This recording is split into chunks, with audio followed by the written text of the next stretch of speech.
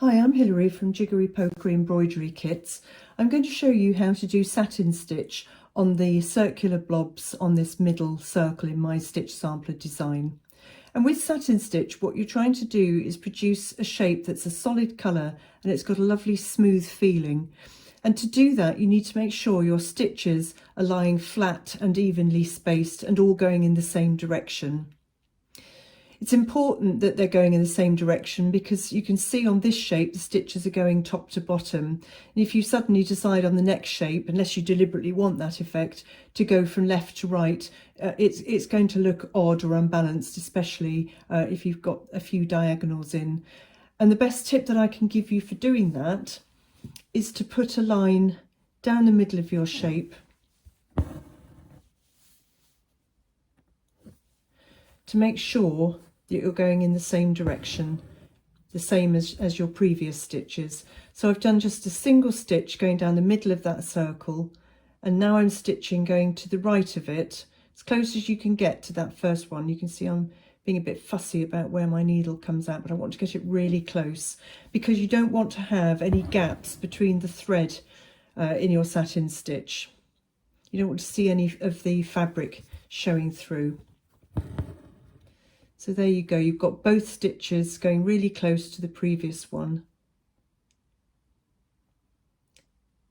Same with the next stitch. And don't pull your satin stitches too tight, because if you do, by the time you've done a few of them, you'll find that your fabric all starts to look puckered and wrinkled. You want to try and keep your stitches so that the thread is just lying flat on the fabric. Same thing round to the right, and as you work your way round across to the outside of the circle, you will find that your stitches get a bit shorter because obviously the circle shape is getting narrower towards the edges.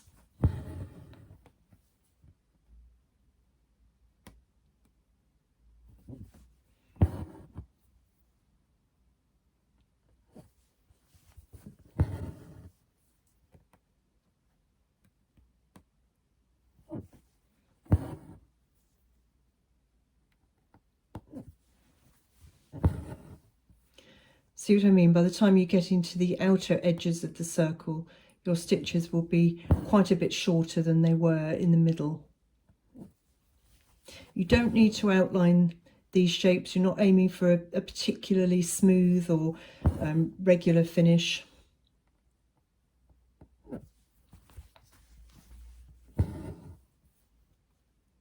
And then just one more little stitch, just having a job seeing it there. There we go. And then you can see that last one is going to be a little bit shorter again than the others. So you've got your right half of the satin stitched circle done, and then you do exactly the same. You go back to your first stitch, but this time you're going outwards to the other edge of the circle. But it just means that instead of starting at this end and then getting to this end and realising in doing it, your stitches have got uneven. So it's a good help to have that stitch in the middle.